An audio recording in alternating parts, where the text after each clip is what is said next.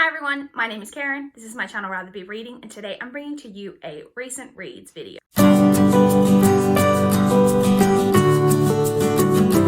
past week was pretty good for reading, not as good as the past few weeks, but we'll kind of get into that once we kind of get to my currently reading section.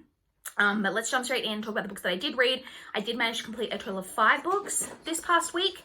Sorry if you can hear a lot of scrabbling. My cats have got the zoomies at the moment. So, the first book that I completed this past week was The Small Hand by Susan Hill. This is more of a short story or novella. This edition is 160 pages, but as you can see, it's quite small and it's a lot smaller than a normal book, and the spacing within it is quite generous, so it's more of a short story. This is a ghost story. I mean, it says a ghost story here on the cover. It's basically about a man who is going to see a client one day, and he's driving out to the countryside in the UK, and he stumbles across a derelict, abandoned property, and when he gets out of his car at this property and he's standing within the property, he feels a hand, a small hand, like a child's hand, go into his hand as if holding his hand. He feels this ghostly hand, and then it's kind of all about the turn of events following on from that. This was just okay. It just wasn't particularly gripping or overly creepy. There wasn't that much tension or anything like that. So this was just okay. Like I said, I didn't not enjoy it, but it was just okay. So in the end, I gave that 3 stars. I then read Tease by Amanda Maciel. This is a YA contemporary about a girl who is being charged with causing the death of another girl from her high school who died, who took her own life, and who had been being teased or quite severely, she had been being bullied. And there are a group of kids, the main character, her best friend, and then I think there are a couple of boys. They're a group of them, of 4 or 5 of them from her high school, who have been charged with causing this girl's death.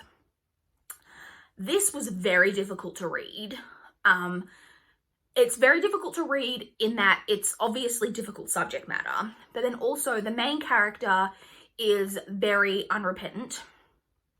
She has no remorse, and I'm not saying because remorse, it's not necessarily remorse that I feel like she should have, because it's obviously there's a slight issue as to whether this individual can be held responsible for the choices of another person, etc. And I'm not even really going to go into that, because that's a whole big huge discussion with a lot of moral and philosophical reasoning behind it. But more that she doesn't have any compassion. She has no empathy or compassion for the fact that this girl has died, and that is very difficult to read. And I was really hoping for that the story was going to have this great character arc, and it does have the character has technically grown by the end of the story, but there's no journey from A to B. Through 95% of this book, the character is of that same mindset, and then it's just bang, at the end we've got what you would kind of want from this story, but you don't get that slow understanding. There's also a romance in here that I didn't like. I don't think that was necessary. If the commentary that you're trying to put in here is on that issue, then I just think the romance just gets in there and muddies the waters. I do think that the author had a good intention with this story, but I don't think it worked. So I ended up giving this 2.5 stars. Like I said, the 0.5, it's more of a 2-star, honestly, but I gave the author the benefit of the doubt with the extra half-star in that, like I said, I really do think that she was trying for a really good message. It just really, really missed the mark for me with this one. The next book that I completed was Warrior Witch by Danielle L. Jensen. This is the 3rd and final book in the Malediction trilogy, the first book being Stolen Songbird. So this I've spoken about recently. I read the first 2 books last week. It's a YA fantastical story about a girl who in the first book is kidnapped and sold to trolls and is married off to a troll prince. And there's a curse on the trolls. Like, most people don't know that trolls exist. And the trolls have been cursed to, like, the mountain or whatever where they live. They're cursed to say no one with troll blood can leave their, like, mountain or wherever it is that they live. It's called Trollless, like the city or whatever that they live in. No one can leave. And there's, like, some kind of prophecy that they think that they interpret that is if they marry her to the troll prince, that will cause that eventually the curse can be broken and that the trolls can finally leave Trollless. So that's what the trilogy is about. Like I said, I spoke about the first 2 books last week. Obviously can't talk too much about what the actual plot of this book is because it is the final book in the trilogy. And this book has very mixed reviews on Goodreads. I thought the ending of this was brilliant. But obviously it's a matter of taste because, like I said, a lot of people really didn't like what this book did with the ending. I thought it was brilliant because this book it really, like, rode the line for me of having real consequences.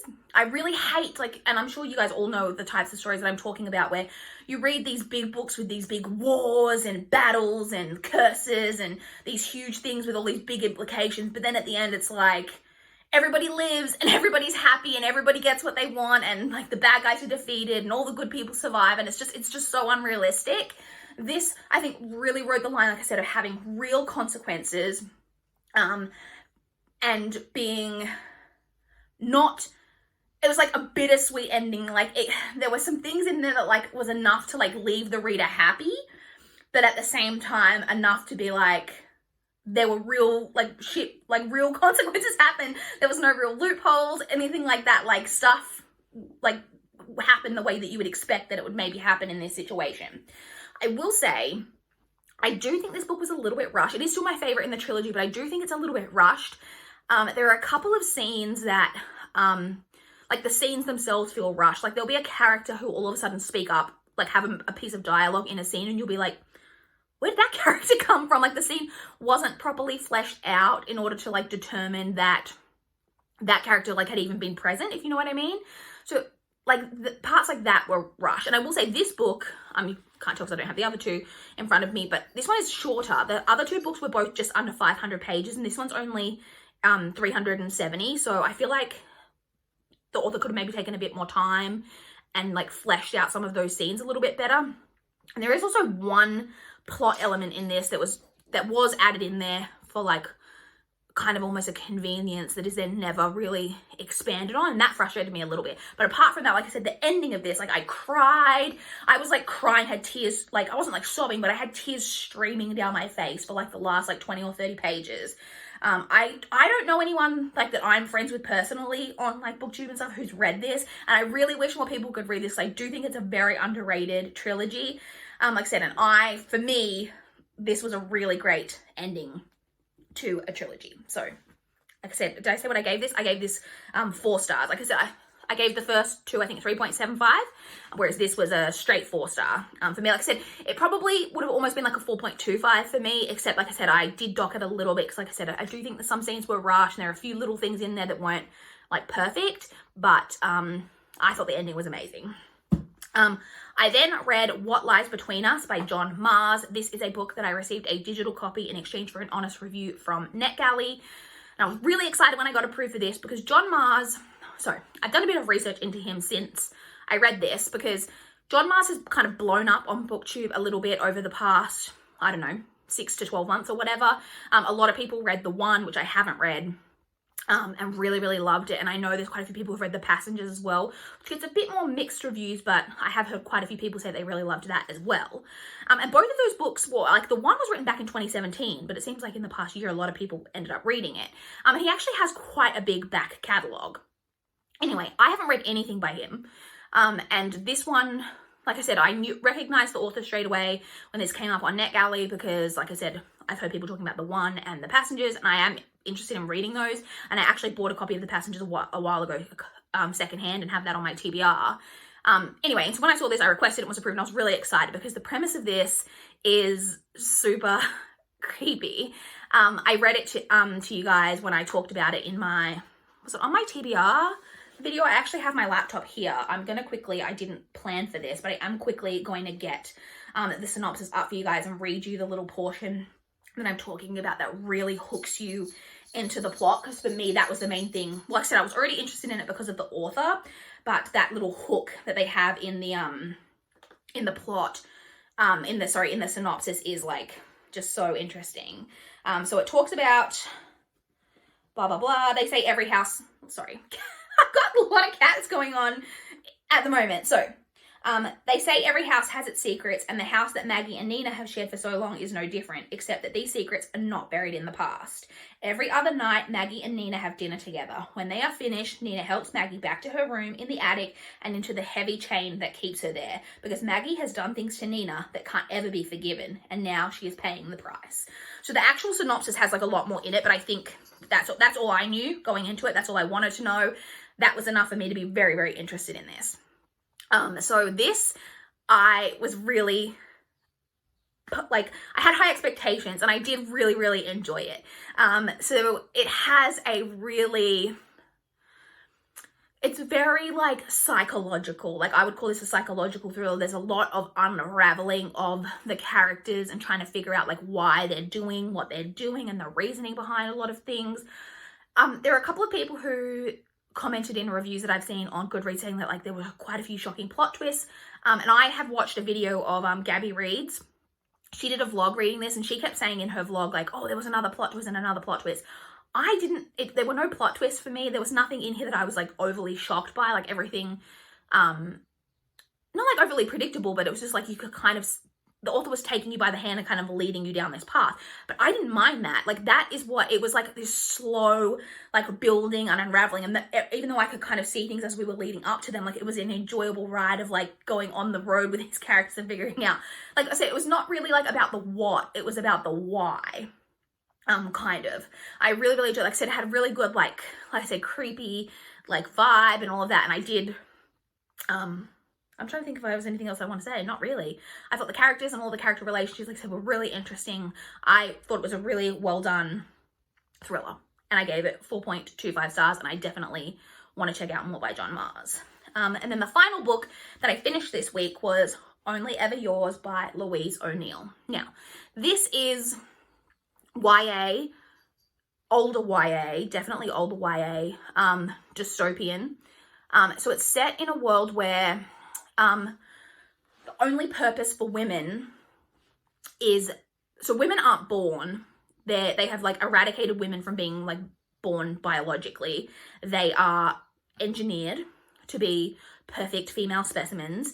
And from, I think, 4 years old, I think it is, they are raised from, like, 4 for the next 12 years. I think it's 12 years, might even be longer than that. I think it's 12 years. I feel like they're 17, but then it said 4. Anyway, they're raised for, like, most of their lives in this, get off the laptop, cats on the laptop. They're raised at this school where they're, you know, just raised to be, there's only 3 outcomes for women in this society. They can either be a companion, which means that they are selected by a prevalent male in the society to be basically their wife and bear their children, their sons, because only sons are born biologically, because that's all people want is sons. And then, or you can be a concubine, which the men use for sexual pleasure whenever they want, and all of their, like, sexual desires that the wives don't want to fulfill. They can go through the concubines, or there are chastities, which are basically just the teachers. They're like nun type characters who run the school, and there's very few of those. It's mainly either that you're going to be a concubine or a companion. And there are some people who, like, there is the threat of being sent underground, which is just like where they send the people who are really disobedient. But these girls are, like, basically, like, engineered to be, like, perfect, like, beautiful creatures. And this society puts a huge amount of emphasis on physical appearance, and, like, your only worth is in how beautiful you are and how desirable you are to men, because that's what they're taught. This school doesn't teach them math or English or science or anything like that. It's all about how to be beautiful and how to be desirable to men all of that. And the whole aim of their whole lives is to hopefully be picked as a companion at the end to be married to one of these men and get to bear his sons. And obviously that creates a huge culture of competition between the girls because they are also ranked. I think it's like every week they are ranked from like I'm not sure exactly who it is, if it's just the potential suitors who rank them or if it's other people outside of that as well who see pictures of the girl. They have a new picture taken every week and they get like voted on how attractive they are based on that, and they're ranked every week from like number 1 through to number, I think it's like 30 girls within the class. We're following a main character named Frida, who is one of these girls who's in her final year of schooling, and it's all leading up to the final like ceremony where they're gonna either be chosen to be a companion or a concubine or whatever. That was really long-winded, and I feel like I could talk more about what this is actually like about. This was not enjoyable. This is not an enjoyable book. In the same way that her other book, Asking for It, is not an enjoyable read. It's not about the enjoyment. It's about the commentary and the issues and everything that she puts on there, like the real commentary on like our society and how placing so much value on physical appearance and how much a man wants you, how it does create such a toxic environment between girls, and that there's the way that girls cut each other down and try to undermine anyone's confidence within themselves and, you know, make them seem silly or less attractive in front of men to make yourself seem better. There's a lot of that type of thing in there. There is like huge trigger warnings in this for kind of a variety of things, but the main one I would say that's really prevalent to be careful of is just issues around weight. And if you have any kind of sensitivities around eating disorders and weight, I'd be very careful with this one because there is a lot of really negative language around body image and eating and meals and all of that type of thing. This was, like I said, not enjoyable, but brilliant. Everything in there is so incredibly purposeful and leading you, and like when you're like getting towards, like when I was getting towards the end portion, I was like, I don't know where we're headed like with this, like what the overall message like of this is. Like I wasn't sure if the author was going to be trying to go for a hopeful message or anything like that, and I'm not going to spoil for you like what happens in the end or anything, but I thought it was perfectly done for what it needed to be.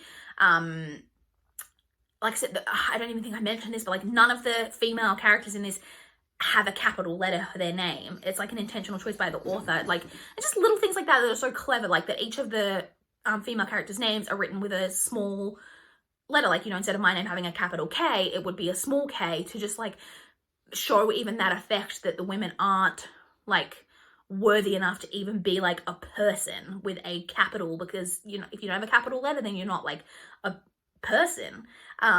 Such interesting stuff like that. I thought this was incredibly well done. So I ended up giving this 4.5. Like I said, it's not an enjoyable book to read. Like it's not. But there's such interesting commentary in there that I found it really interesting to read and like took a lot from it. So I want to say really enjoy it, but I didn't really enjoy it, but I think it's a really good book. And like I said, I gave that 4.5. Wow, I feel like I just rambled on about that book really incoherently for ages. I apologize. So they're the books that I finished. To touch on what I'm currently reading. So I have an audiobook on the go, which is Ship of Magic by Robin Hobb, the third and final book in the Live Ship Trader trilogy. And this is the reason why I didn't finish more books, because normally I finish 1 or 2 audiobooks in a week, and I didn't get any done this week because I started this on Monday. And I only am, I think I'm 42% of the way through. I'll put something on the screen to confirm how far through I am, because now I'm doubting myself, but I'm not even halfway through. It is a long book. I think the physical book's like over 900 pages. The audiobook is over 35 hours. I still should have been able to get this done in a week, but I just wasn't spending time listening properly.